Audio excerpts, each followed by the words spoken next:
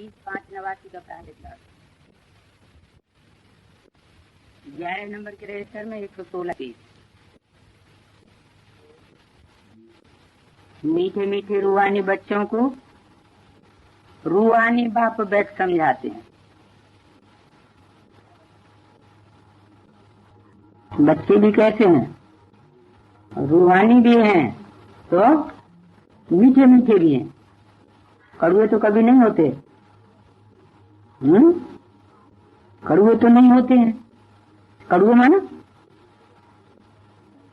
पीछे बोलने वाले। तो मीठे मीठे रूहानी बच्चों को, रूहानी बाप का, जिस्मानी बाप का नहीं, क्योंकि मनुष्यों का बाप है जिस्मानी बाप, प्रजापिता। वो तो कड़वा भी होता है कभी कभी। रूहानी की जगह देवान में भी आता है। कौन? जिस्मानी बाप। लेकिन उसमें जो रूहानी बाप है वो बैठ समझाते मीठे मीठे रूहानी बच्चों को, क्योंकि सभी बच्चे ये जानते हैं हम आत्मा हैं। अपने घर से हम बहुत दूर से यहाँ आते हैं।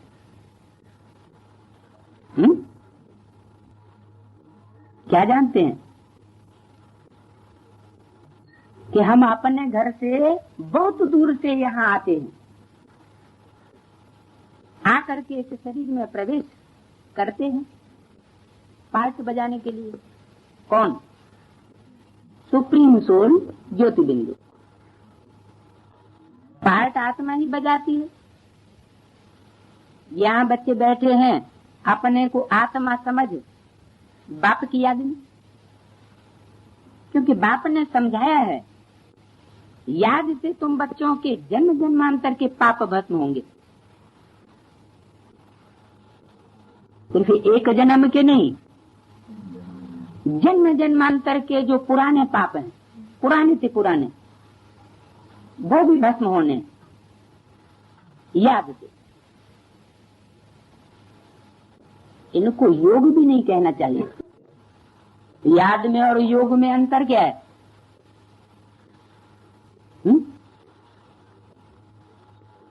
योग माना दो चीजों को जोड़ा तो हुआ योग।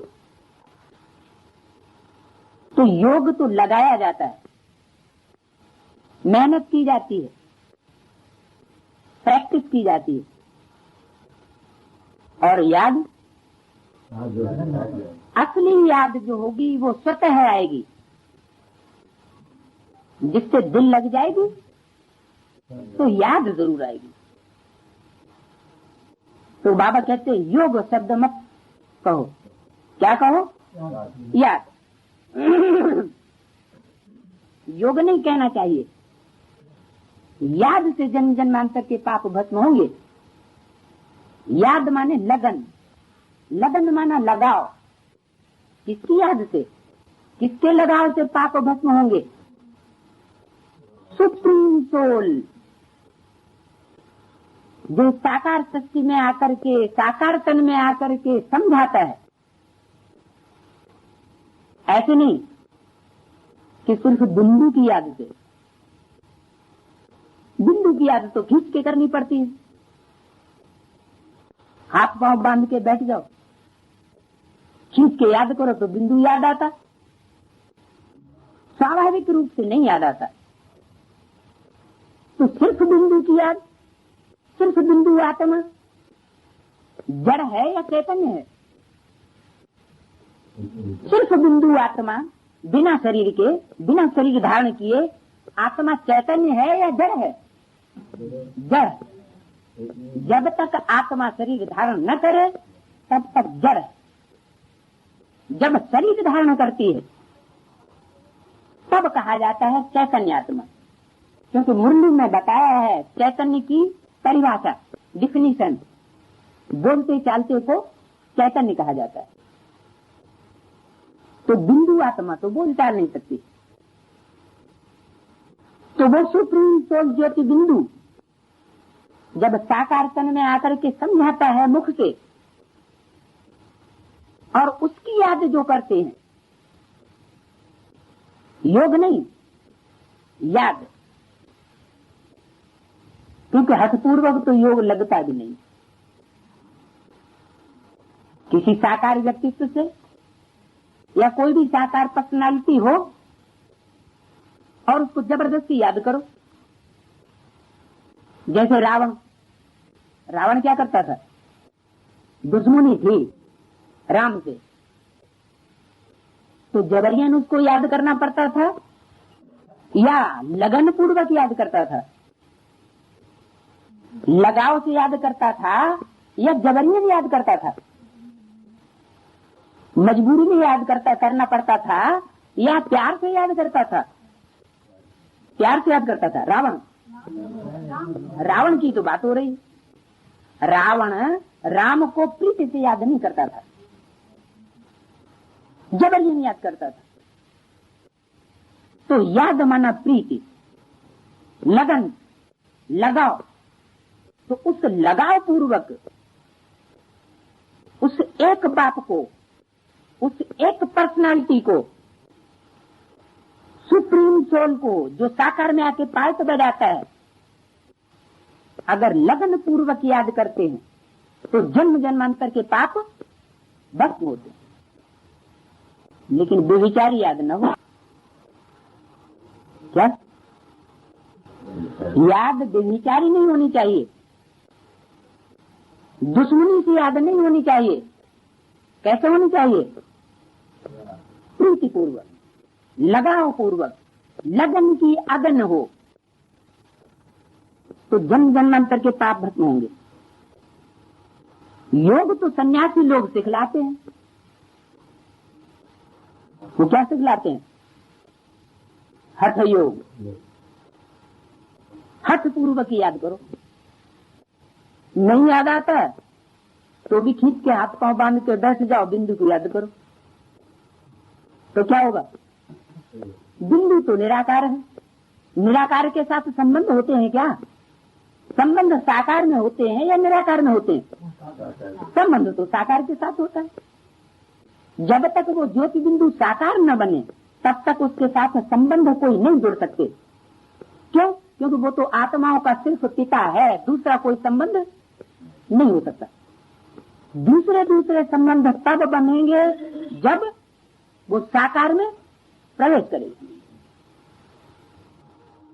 तो जन्म जन्मांतर के पाप भस्म करने के लिए क्या सिर्फ ज्योति बिंदु की याद से जन्म जन्मांतर के पाप भस्म होंगे? क्यों नहीं भस्म होंगे? क्योंकि वो एक तो जड़ है, भले सूक्ष्म है। बिंदु सूक्ष्म को याद करेंगे तो बुद्धि तो सूक्ष्म बनेगी। उस ज्योति बिंदु को याद करेंगे तो बुद्धि में ज्योति तो आएगी, प्रकाश तो आएगा, लेकिन वो भी जड़। जैसे वैज्ञानिकों की बुद्धि तीखी तो है, लेकिन जड़त्वमयी बुद्धि है। जड़त्वमयी बुद्धि कल्याण और अकल्याण की बात नहीं सोच पाती। इसलिए उस बुद्धि से उन्होंने क्या निर्माण किया? Atom bomb. अपना भी विनाश और सारी सृष्टि का भी विनाश। अपना भी कंस्ट्रक्शन नहीं कर सकते, दुनिया का भी कंस्ट्रक्शन नहीं कर सकते। तो सिर्फ जड़त्व की याद से डिस्ट्रक्शन होगा, कंस्ट्रक्शन नहीं होगा। कंस्ट्रक्शन करने के लिए जो सुप्रीम सोल ज्योति बिंदु साकार में प्रवेश करके जिस स्वरूप के द्वारा प्रैक्टिकल में स्वर्ग की स्थापना करके जाता है, अभी स्वर्ग की स्थापना तो नहीं हुई, अभी स्वर्गीय संगठन बना तो नहीं, लेकिन ये तो जरूर है कि परमात्मा आया हुआ है, तो जरूर परमात्मा के सिवाय और कोई दूसरी हस्ती नहीं है इस संसार में जो नई दुनिया का संगठन बनाए सके। क्यों? क्योंकि जितनी भी मनुष्य आत्माएं A to Z रामकृष्ण से लेकर के Ibrahim, Buddha, Christ, Guru Nanak, Lenin, Stalin तक, या 500 करोड़ भी मनुष्य आत्मा तक, सब की सब विकारी बन जाती। जिनमें प्योरिटी नहीं होगी वो यूनिटी कहां से बनाएंगे? यूनिटी कौन बना सकता है? यूनिटी वही बना सकता है जो एवर प्योर हो, दीर्घकाल की यूनिटी। ऐसे तो इब्राहिम, बुद्ध, क्राइस्ट भी थोड़े समय के लिए आकर के संगठन अपना बना लेते हैं, धर्म स्थापन कर देते हैं, लेकिन पुराने धर्मों का विनाश नहीं कर पाते, इसलिए सब धर्म की स्थापना नहीं कर सकते। क्योंकि सत्य तभी सत्य कहा जाए जब उसमें असत्य का नाम निशान न रहे। अगर थोड़ा भी असत्य का अंश होगा, दूध के भरे हुए घड़े में एक बूंद भी सांप का जहर होगा तो सारा ही जहर हो जाएगा। तो दूसरी आत्माएं, बल पवित्र आत्माएं ऊपर से आती हैं, लेकिन उनमें इतनी प्योरिटी नहीं है जो सारी दुनिया का पाप का ध्वंस कर सकें, पापियों का ध्वंस कर सकें, अधर्मों का विनाश कर सकें। ये एक एवर प्योर परमात्मा सुप्रीम सोल ज्योति बिंदु ही है जो साकार तन में आकर के प्रैक्टिकल ऐसी एक्ट करके दिखाता है, जिस एक्ट की यादगार मंदिर में बनी हुई है, और उससे वो एवर प्योर कहा जाता है। कोई मनुष्य आत्मा ऐसा एवर प्योर होने का एक्ट नहीं कर सकती। लेकिन रही बात प्रत्यक्षता की, उस एवर प्योर सुप्रीम सोल बाप की प्रत्यक्षता होती तब है जब जिसमें प्रवेश करता है वो साकार तनधारी अपनी इंद्रियों की संपन्न स्टेज तक विजय प्राप्त कर ले। क्यों? क्योंकि गायन है इंद्रिय जीते जगत जीत,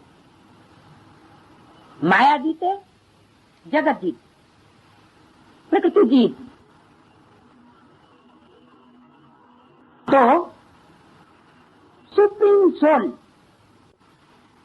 जो प्रवेश करता है उसके संग के रंग से प्रजापिता की सोल भी पहले जगत जीत बनती है। जितना जितना काम जीत उतना उतना जगत जीत। जगत जीत का मतलब क्या 500 करोड़ मनुष्य आत्माएं माथा टिका देंगी? नहीं, एकदम नहीं हो सकता। हो भी सकता है वो तब होगा जब संपूर्ण 100% उस स्टेज को वो व्यक्तित्व प्राप्त कर ले। सुप्रीम सोल तो एक बार प्योर है, लेकिन वो सुप्रीम सोल जिसमें प्रवेश करता है उसको भी उसी स्टेज पर पहुंचना पड़े। किस स्टेज पर? Ever pure. और उसका प्रूफ होना चाहिए। ऐसे नहीं कि बिंदु एवर प्योर है। ऐसे तो परमधाम में जितनी भी आत्माएं हैं वो सब प्योर है। उसका प्रूफ किया। तो इस सृष्टि पर प्रूफ भी चाहिए। तो ऐसी 100% प्योरिटी वाली आत्मा इस सृष्टि पर आकर के 100% प्योरिटी की दुनिया स्थापन कर सकती है, और वो भी अकेले नहीं, क्योंकि हमारा है प्रवृत्ति मार्ग। स्थापना भी काय की होनी? प्रवृत्ति मार्ग की स्थापना हो रही, कोई निवृत्ति मार्ग की स्थापना नहीं हो रही। तो कराने वाला और करने वाला दोनों ही मिलकर के एक स्टेज वाले होने चाहिए। आत्मा और शरीर या शरीरधारी, ये दोनों की प्रवृत्ति है। तो ये जो प्रवृत्ति है वो संपन्न प्रवृत्ति ही संपन्न दुनिया की रचना कराती है। लेकिन अकेला चना बाढ़ नहीं फोड़ सकता। क्या एक से दुनिया नहीं स्थापन हो जाएगी? एक पर्सनालिटी से हो जाएगी? नहीं। जो परंपरा है, पारिवारिक परंपरा, वो भारतीय पारिवारिक परंपरा बहुत प्राचीन। उस पारिवारिक परंपरा को परमात्मा ने ही आकर के स्थापन किया था। वो पारिवारिक इकाई परमात्मा ने आकर के स्थापन की, जिसमें एक परिवार का एक मुखिया, उस एक मुखिया का अपने परिवार में ऐसे राज्य चलता है जैसे कोई राजा का राज्य अपने राज्य में चलता है। ऐसे तो आज भी कहते हैं कि हर व्यक्ति अपने घर का राजा है, लेकिन क्या राजा है? नहीं। अरे घर का भी राजा कहां होगा? पहले अपना तो राजा बन ले। अपना मन ही कंट्रोल नहीं तो घर का राजा कहां से बनेगा? तो परमात्मा बाप आकर के ऐसा कार्य संपन्न कराते हैं। किन आत्माओं को निमित्त बनाते हैं? राम और कृष्ण की आत्माओं को पहले पहले निमित्त बनाते हैं। ये राम और कृष्ण की आत्मा ये है सत्य रूपी रंगमंच के हीरो हीरोइन पहले पहले। लेकिन कृष्ण की सोल ने तो शरीर छोड़ दिया। कौन सा नाम रूप था? कृष्ण की सोल का नाम रूप क्या? दादा लिख रहा है तो लौकिक नाम हुआ ब्रह्मा। तो जब उन्होंने शरीर छोड़ दिया तो हीरो के साथ वो हीरोइन भी तो चाहिए। फिर कहां से आएगी? है गुप्त रूप में? गुप्त रूप में तो दुनिया नहीं मानेगी। दुनिया को तो हीरो हीरोइन चाहिए प्रैक्टिकल में। तो प्रैक्टिकल में भी सत्य रूपी रंगमंच के कोई हीरो हीरोइन है, वो जब तक प्रैक्टिकल में काम विकार के ऊपर ऐसा विजय प्राप्त करके न दिखाएं, क्या हमारे ब्राह्मण जीवन का लक्ष्य क्या है? कैसी पवित्रता? सन्यासी जैसी है? प्रवृत्ति मार्ग वाली। घर गृहस्थ में रहते, पति पत्नी साथ में रहते हुए, साथ में सोते हुए भी, और इंद्रियों पर विजय प्राप्त करके दिखाएं। दूरवाद खुशवाद ये तो सन्यासी भी बनते रहे। अगर ऐसे दूरवाद खुशवाद होते रहे तो फिर सन्यास धर्म ही स्थापन होगा या प्रवृत्ति मार्ग स्थापन होगा? सन्यास धर्म ही स्थापन होगा। और प्रवृत्ति मार्ग को स्थापन करने वाला, प्रवृत्ति मार्ग वाला गुरु होना चाहिए या निवृत्ति मार्ग वाला होना चाहिए?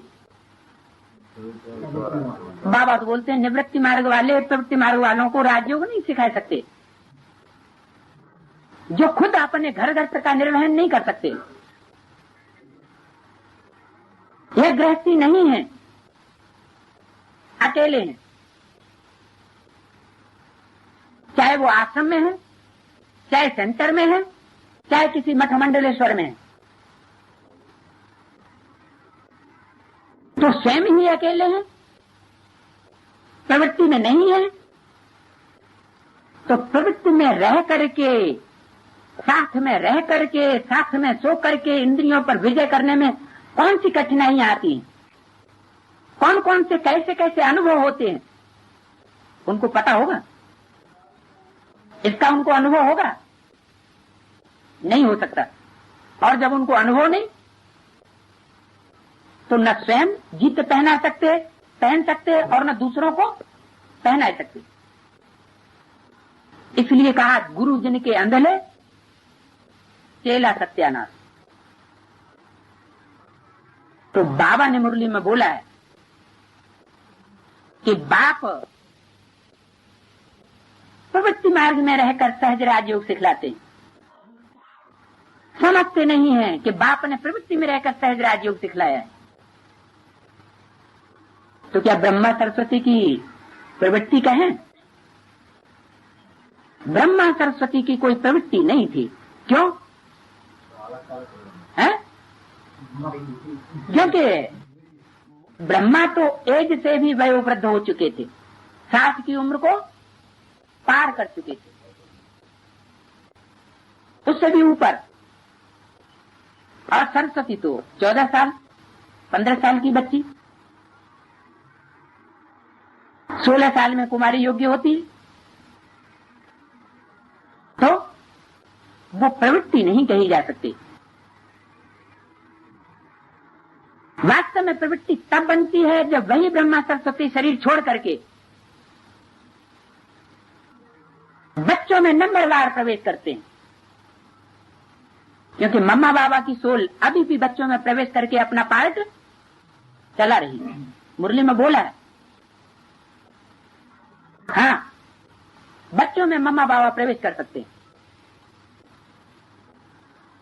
तो मम्मा बाबा की सोल भी अभी बच्चों में नंबरवार प्रवेश करके पार्ट बजाती है, लेकिन बीज रूप स्टेज में। जैसे शिव ज्योति बिंदु बच्चों में नंबरवार प्रवेश करके पार्ट बजाता है। बच्चे स्वयं तमो प्रधान है या सतो प्रधान है? बच्चे स्वयं किस स्टेज में है? तो तमो प्रधान आत्मा न अपनी सर्विस कर सकेगी न दूसरों की सर्विस कर सकती। वास्तव में वो प्रवेश करने वाली आत्माएं ही सर्विस करती हैं, लेकिन नंबरवार एक जैसी नहीं। जैसा आधार वैसी सेवा। तो ऊंचे उठने या नीचे गिरने की सारी जिम्मेवारी आधार के ऊपर आ जाती है। ऐसे नहीं कि सुप्रीम सोल ज्योति बिंदु या ब्रह्मा या सरस्वती की सोल ही हर आत्मा को ऊंचा उठाने या नीचे गिराने के निमित्त है। नहीं, जैसा जैसा जो आधार है, कहते हैं आत्मा अपना मित्र और अपना शत्रु स्वयं है। कोई दूसरा उसका मित्र और शत्रु नहीं है। ऊंचा उठाने वाला नीचा गिराने वाला नहीं है। हर आत्मा के अंदर अपना अपना गस्त समाये हुए, उत्थान में जाने या पतन में जाने की। बल परमात्मा की वाणी सबको एक जैसी मिल रही है। तो बात हो रही थी इंद्रियों पर विजय प्राप्त करने की। इंद्रियों में भी सबसे मूल इंद्रिय है काम इंद्रिय। क्यों? क्योंकि ये बहुत बड़ा विकार है। ये मुखिया है सब विकारों का। अगर मुखिया को कंट्रोल कर लिया तो सारे ही चोर डकैत कंट्रोल में आ जाएंगे, जो हमारी सुख शांति को चुराने वाले। तो उसके लिए चाहिए सहज याद और सहज पुरुषार्थ। ये कैसे होता है? सहज पुरुषार्थ तब तक नहीं हो सकता जब तक एक बात के साथ सर्व संबंध नहीं जोड़े। क्योंकि पूर्व जन्मों के जितने भी पाप कर्म किए हैं, पुण्य कर्म किए हैं, वो कोई न कोई व्यक्ति के कनेक्शन से किए हैं। कोई न कोई व्यक्ति के साथ कोई न कोई संबंध जुटा रहा है, जिसके आधार पर पाप या पुण्य किए हैं। तो उन पापों का नाश बिना संबंध जोड़े नहीं हो सकता। यह है कि द्वापर कलयुग में जो विकर्म हुए, पाप कर्म हुए, वो अनेकों के साथ व्यभिचारी योग किया, तो वासनाएं बढ़ती गई। और अब क्या करना है? अब उसका उल्टा करना है। जिन अनेकों के साथ हमने व्यभिचारी योग किया, उसने तो हमको नीचे गिरा दिया। तो अब ऊंचे उठने के लिए क्या करें? है अब व्यभिचारी योग, वो भी किसके साथ? उस सुप्रीम सोल ज्योति बिंदु जो साकार में आकर के पार्ट बजा रहा है, उसके साथ सर्व संबंध जोड़ते हुए सहज याद की स्टेज पर हम पहुंच सकते हैं। जब सहज याद होगी तो निरंतर भी हो जाएगी, सहज याद नहीं होगी तो निरंतर भी नहीं हो सकती। तो बताया बच्चों का बाप से योग होता है, स्टूडेंट का टीचर से योग होता है। यह आत्मा और परमात्मा का अर्थात बच्चों और बाप का मिलन। मिलन किसका है? यहां कोई आत्मा का आत्माओं के साथ मिलन नहीं है। किसके साथ मिलन है? आत्मा का परमात्मा बाप के साथ मिलन। यह है कल्याणकारी मिलन। तो बाकी सब कैसे हो गए? बाकी आत्माओं के साथ जितने भी मिलन है वो सब हो गए अकल्याणकारी। पतित दुनिया है ना, इस पतित दुनिया में सब पतित हैं। पतित दुनिया में एक भी पावन हो नहीं सकता। प्रजापिता पावन कहेंगे? नहीं। फिर है? कोई पावन नहीं, तो फिर किससे योग लगाएं? किससे संबंध जोड़ें? क्या कारण है? व्यभिचारी का संबंध नहीं। अभी क्या करें? बाप किस तन में आया हुआ? साकार तन में, प्रजापिता में। तो प्रजापिता ब्रह्मा में जब आता है तो प्रजापिता ब्रह्मा पतित हुआ पावन हुआ?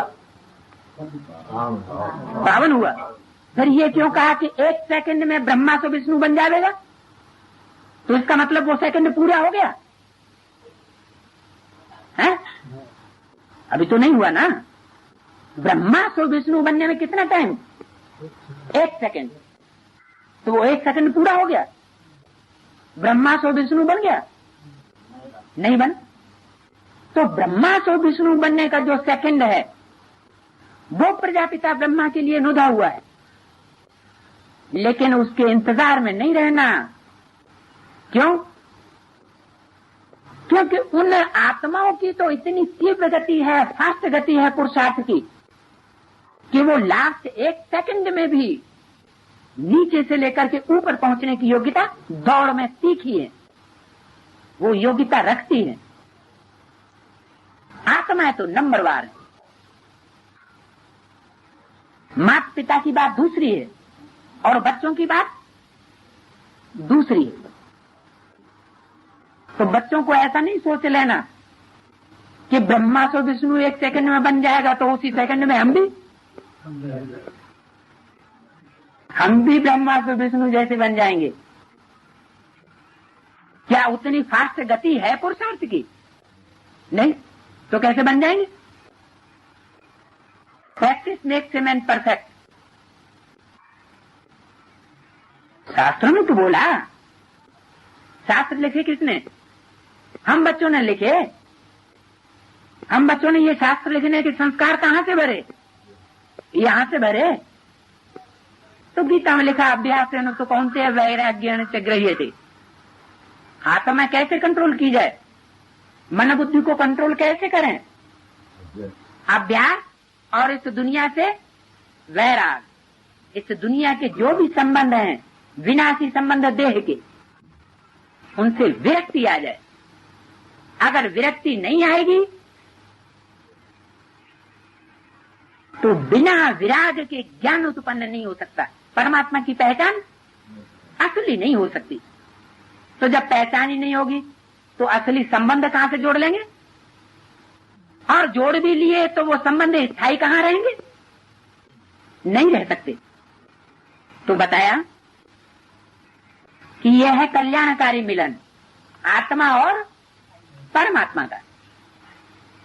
बाकी तो सब है अकल्याणकारी, क्योंकि पति तो दुनिया है ना। बाकी में तो सारे ही आ गए कि कोई रह गया? अच्छा, ब्रह्मा के तन में शिव बाबा आता था तो उसके थ्रू जो मिलन हुआ उसको एवरलास्टिंग में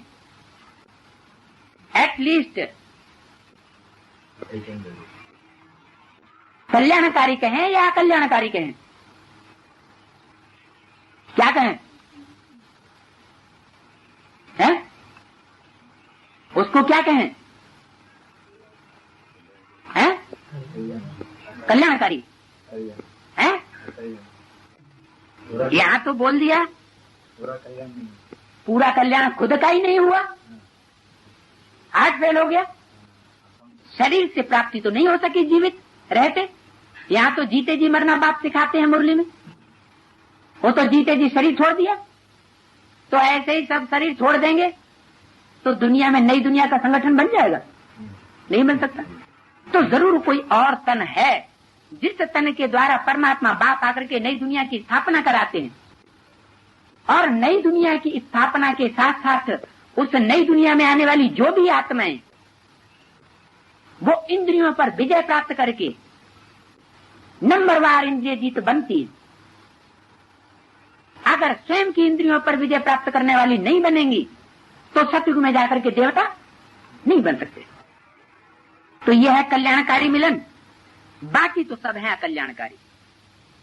पतित दुनिया है। तुम जब प्रदर्शनी व म्यूजियम में समझाते हो तो आत्मा और परमात्मा। ओम शांति। ये है 28/5/89 का प्रातः क्लास, 11 नंबर के रजिस्टर में 116 पेज, मध्य आदि। तो आत्मा और परमात्मा का परिचय देना ठीक है,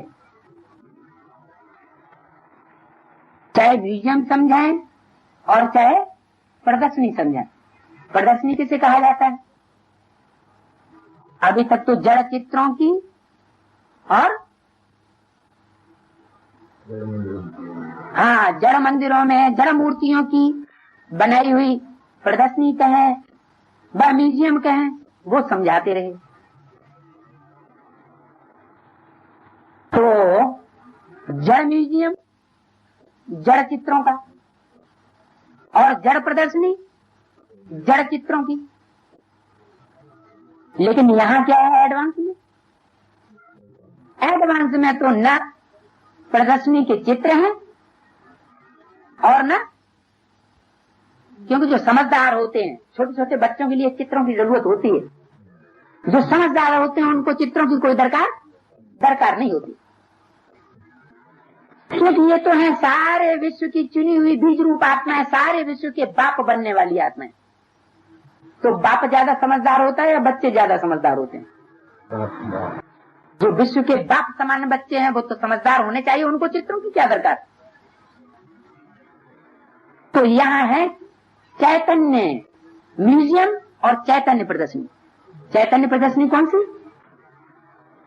एक तो ज्ञान रत्नों की प्रदर्शनी है, किसी को समझाए तो हमारे हैं ज्ञान रत्नों की प्रदर्शनी। और जड़ चित्रों की नहीं है।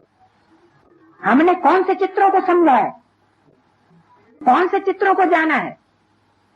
चैतन्य चित्रों को जाना है, जान लिया, पहचान लिया। जानने और पहचान की स्टेज पर पहुंच गए हैं? नहीं पहुंचे तो क्यों जान लिया? फिर समझाओगे क्या? अगर खुद जाना होगा चैतन्य चित्रों को तो दूसरों को भी इशारा देंगे कि ऐसा बनना है लक्ष्मी नारायण जैसा। खुद ही बुद्धि में नहीं होगा कि लक्ष्मी नारायण कौन है, कहाँ है और कैसे बनने वाले हैं, क्या पुरुषार्थ कर रहे हैं, तो दूसरों को कैसे इशारा देंगे?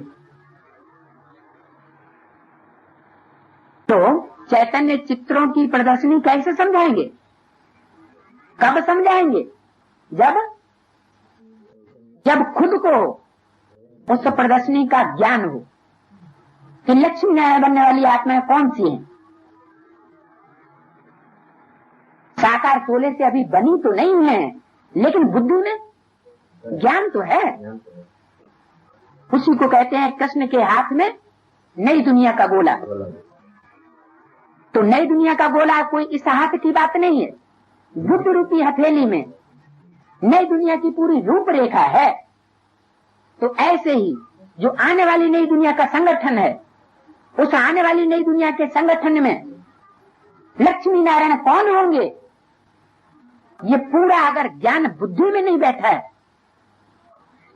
तो दूसरों को भी एडवांस नॉलेज की प्रदर्शनी या म्यूजियम समझा नहीं सकते, क्योंकि खुद ही नहीं समझे हुए। तो तुम जब प्रदर्शनी व म्यूजियम में समझाते हो तो आत्मा और परमात्मा का परिचय देना ठीक है। परिचय कैसे देंगे? ये आत्मा और ये परमात्मा, ये परिचय देना पड़े। आत्माएं सब बच्चे हैं, आत्माएं सब क्या है? बेबीज। जैसे बाबा मुरली में भी बोलते हैं, बाबा ब्रह्मा को क्या कहते हैं? बेबी। बड़ी बेबी भी बोला। बच्चे तो सब हैं, लेकिन ये है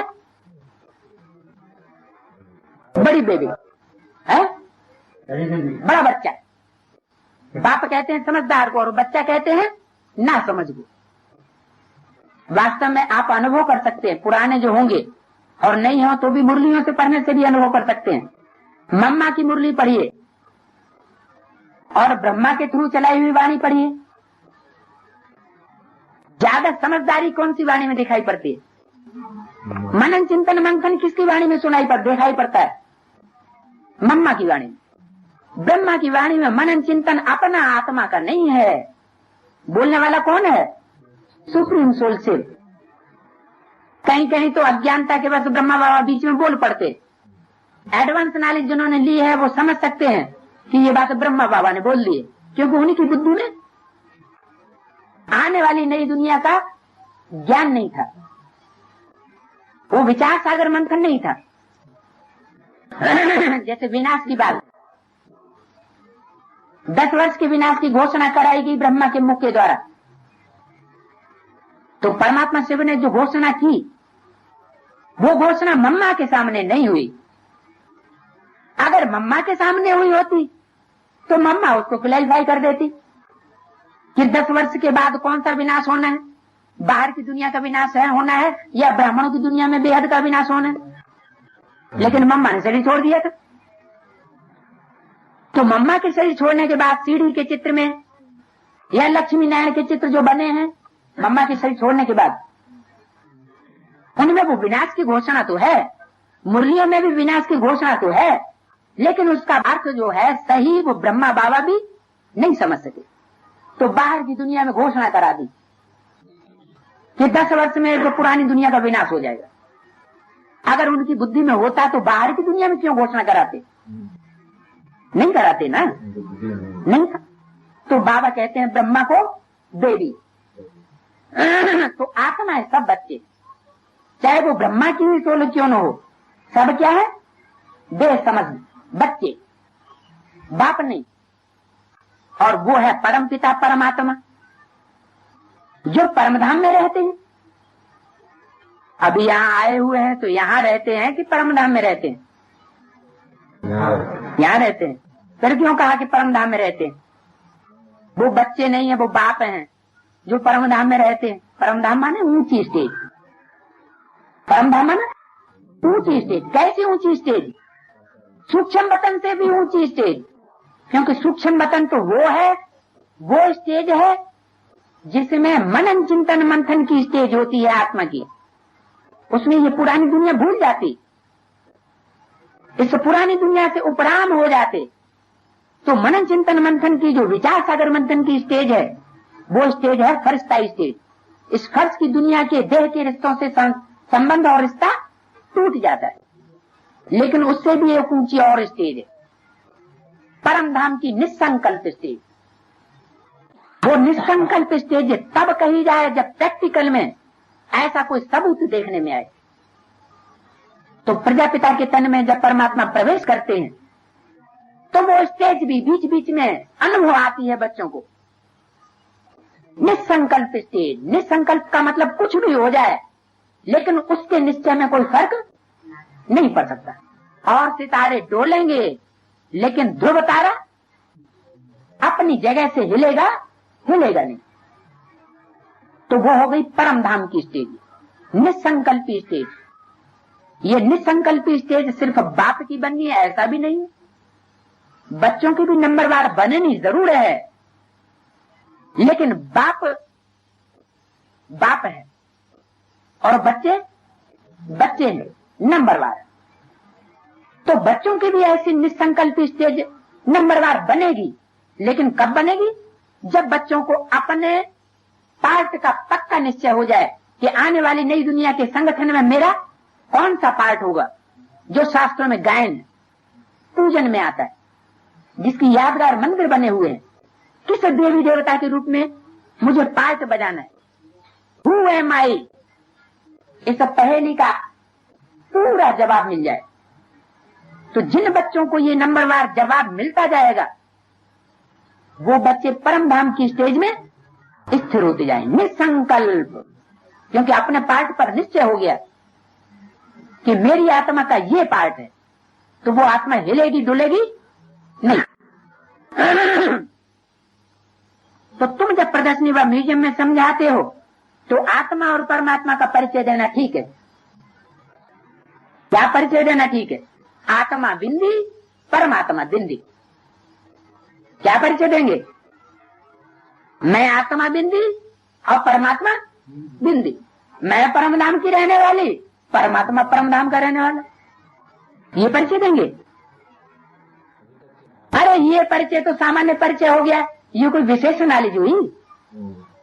ये तो जैसे ABCD या IEU सीखने वाले जो बेसिक प्राइमरी स्तर के जो बच्चे होते हैं, वो नॉलेज हो गई।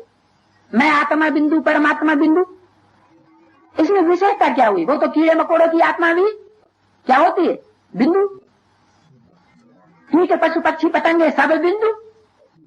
इसमें विशेष नॉलेज क्या हो गई? विशेष नॉलेज है जो पहली पहली बताई, जो आदि से चली आ रही है। हु एम आई? मैं आत्मा कौन? मुझ आत्मा का विशेष पार्ट इस सृष्टि रूपी रंगमंच पर कौन सा है? जो इब्राहिम वाली आत्मा हो वो पहचान जाए कि मैं इब्राहिम की सोल हूं।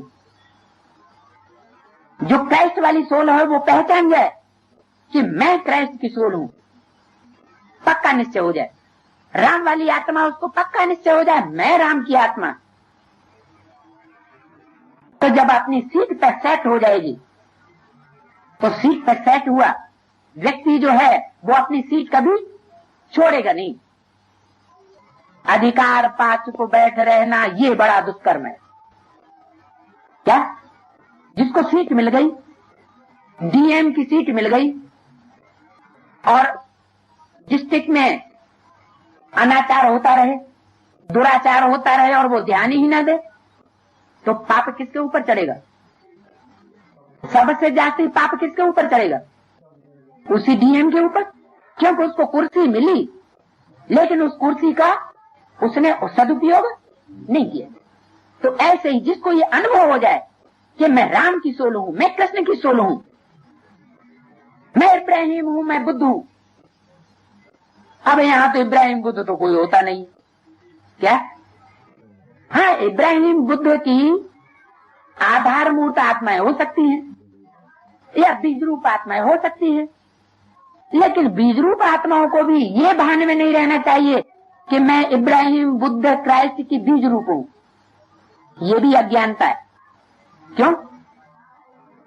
क्योंकि ये तो अज्ञानता हो गई कि मैं इस धर्म का हूं, मैं इस धर्म का हूं। ये दूसरे दूसरे धर्मों का तो लबादा चढ़ा हुआ है, कवर चढ़ा हुआ है। क्या जब सतयुग का संगठन स्थापन होगा तो ये कवर रह जाएगा?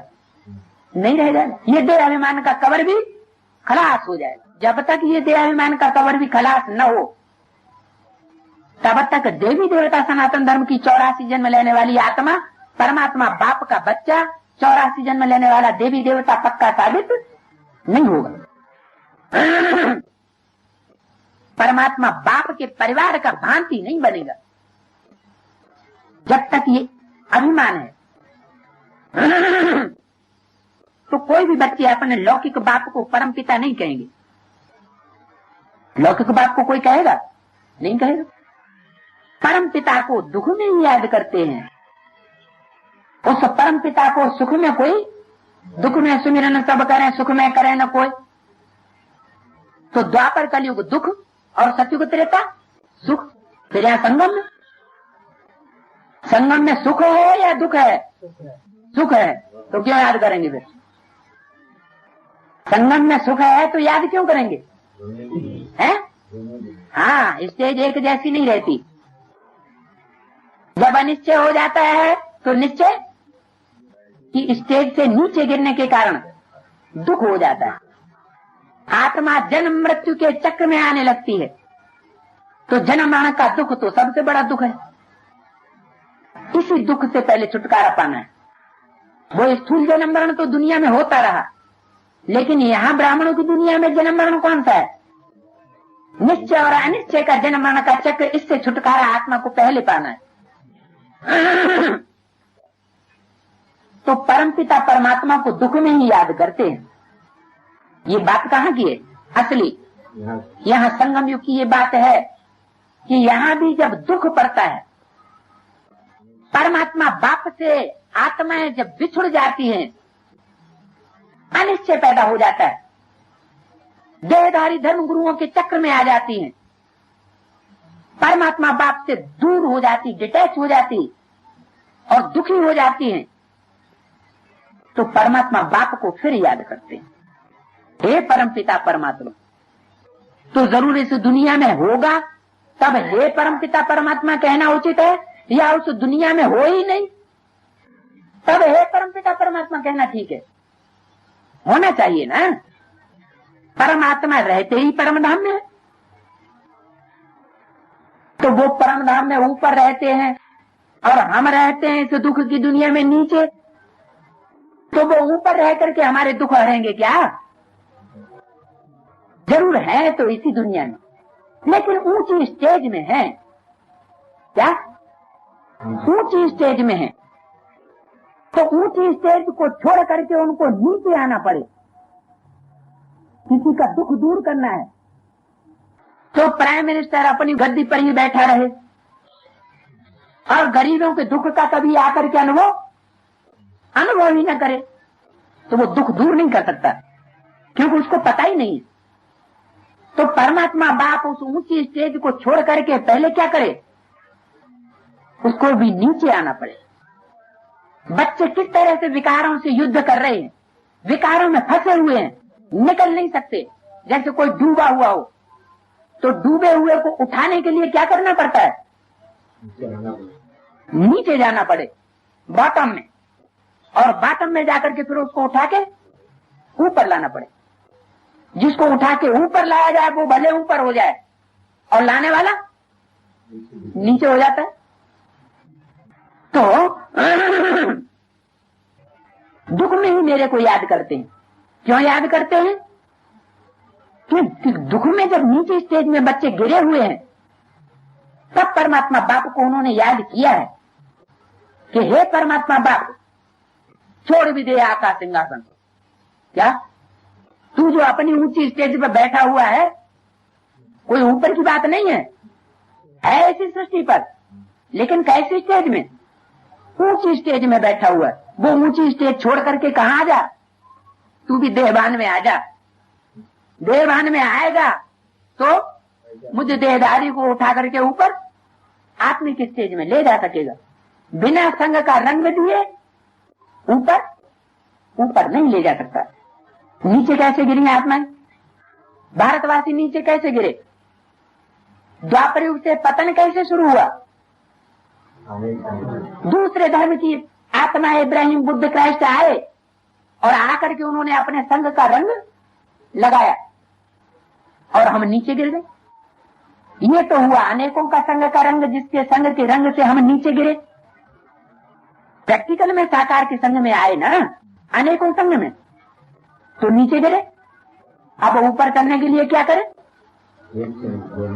जरूर एक के संग जोड़ना पड़े। क्या हवा में? हवा में संग नहीं जोड़ सकता। जरूर साकार में, प्रैक्टिकल में, सृष्टि पे आकर के साकार तन के द्वारा कनेक्शन जोड़ते हुए सिर्फ शरीर का नहीं, तन का या धन का नहीं, मन का भी, दिल का भी। दिल और दिमाग दोनों का कनेक्शन नहीं होगा। दिल कहीं और लगी हुई है और दिमाग से हम उसको याद करना चाहते हैं, तो भी याद नहीं आएगा।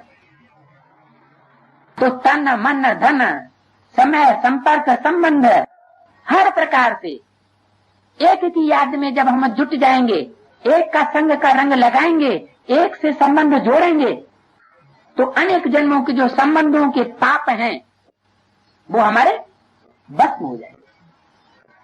तो दुख में याद करते हैं परमपिता परमात्मा, परमात्मा रहते ही परम धाम में है ऊंची स्टेज में। अब तुम आत्मा परमात्मा का ज्ञान तो समझाते हो, तो सिर्फ ये नहीं समझाना है कि दो बाप हैं, सिर्फ इतना समझाने से काम नहीं चलेगा। वो बाप भी है, शिक्षक भी है और सतगुरु भी है। क्या ब्रह्मा के थ्रू बाप शिक्षक सतगुरु नहीं कह सकते, क्योंकि बाप का काम है एवरलास्टिंग, वर्षा देना। हमारा वर्षा कौन सा है? सुख शांति का वर्षा, स्वर्ग की नई दुनिया के संगठन का वर्षा। तो वो नहीं मिला, जब तक नहीं मिला तब तक परमात्मा बाप साबित कैसे हो जाए? अब तो शरीर भी छूट गया ब्रह्मा का, तो उस स्वरूप को बाप नहीं कह सकते, क्योंकि काम के आधार पर नाम पड़े हैं शास्त्रों में। शिक्षक, शिक्षक का काम होता है शिक्षा देना, लेकिन शिक्षा तब तक नहीं दी जा सकती जब तक बच्चे को क्लैरिफिकेशन न मिले, पूरी व्याख्या न मिले, पूरी बात का अर्थ समझ में नहीं आएगा, तो बच्चा उस शिक्षा को धारण कैसे करेगा? तो शिक्षक का काम है क्लैरिफिकेशन देना, एक एक बात के एक एक शब्द के हिज्जे हिज्जे करके समझाना। ये क्लैरिफिकेशन ब्रह्मा के थ्रू नहीं मिला। परमात्मा की वाणी, वो गीता ज्ञान तो हमारे सामने आ गया, लेकिन गीता ज्ञान अमृत नहीं हुआ।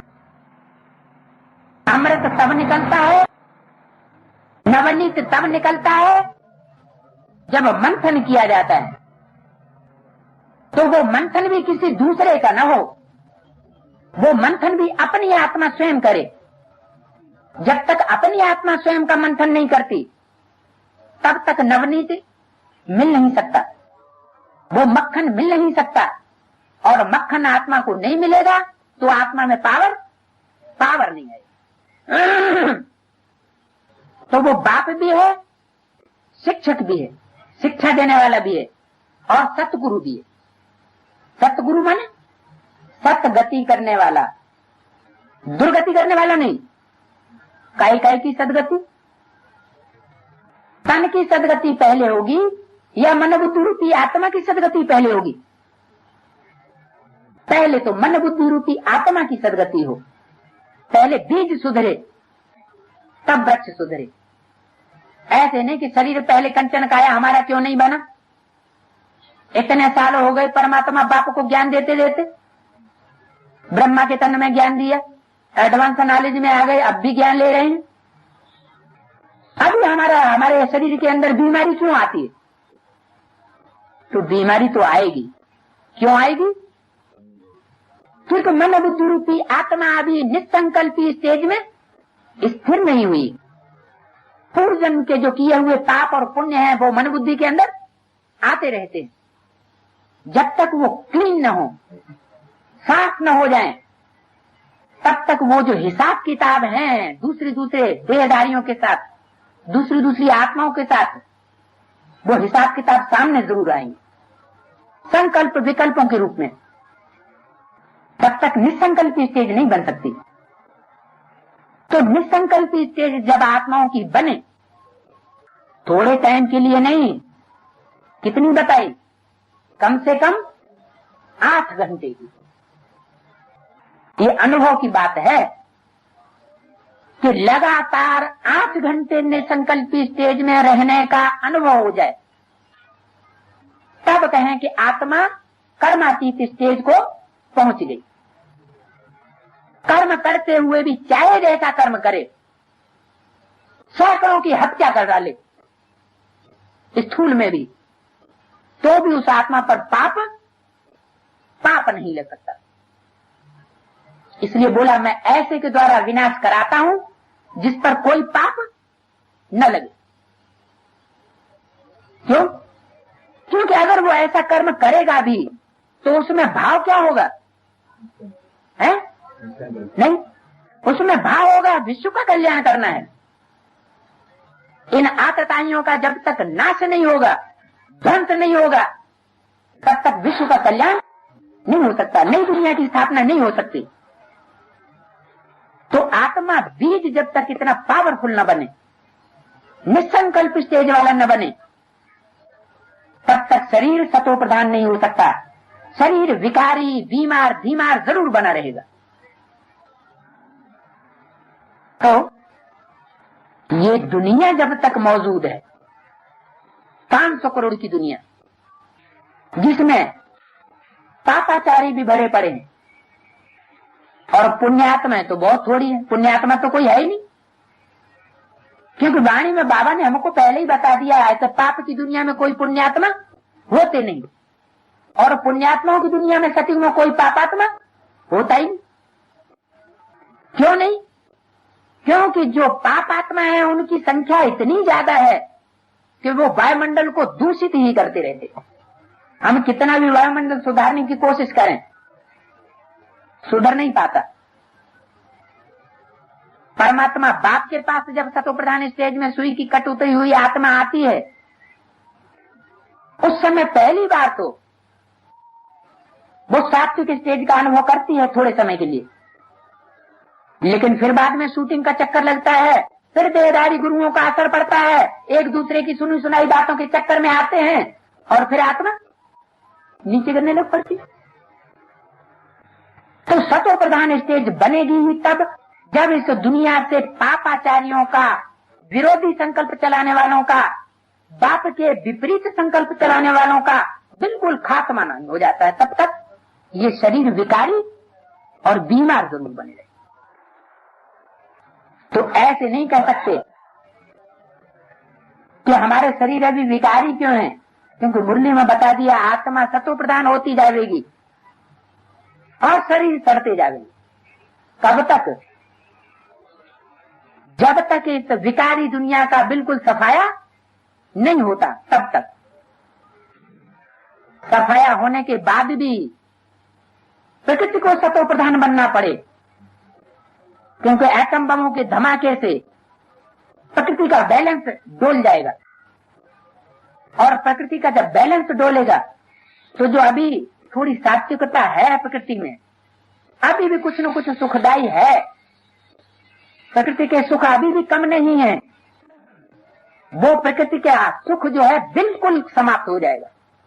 हर मनुष्य आत्मा के लिए वो प्रकृति दुखदायी होगी। आंधी, तूफान, वर्षा, भूकंप होंगे तो मकान गिरेंगे, मकान गिरेंगे तो आदमी रात दब के मर जाएंगे। तो हर प्रकार का प्रकृति का प्रकोप होगा, क्योंकि प्रकृति तमो प्रधान हो जाएगी, तामसी स्टेज में हो जाएगी। लेकिन जो बच्चे अपनी आत्मिक सात्विक स्टेज को पकड़ चुके होंगे, वो किसी न किसी प्रकार से उस प्रकृति के प्रकोप से बचेंगे। परमात्मा बाप, प्रकृति पति के रूप में प्रत्यक्ष होने वाला बाप उन बच्चों को सुरक्षा जरूर प्रदान करे।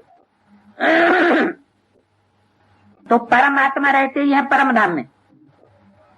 अब तुम आत्मा और परमात्मा का ज्ञान समझाते हो तो सिर्फ ये नहीं समझाना कि दो बाप हैं, नहीं, वो बाप भी है, टीचर भी है और सतगुरु भी है।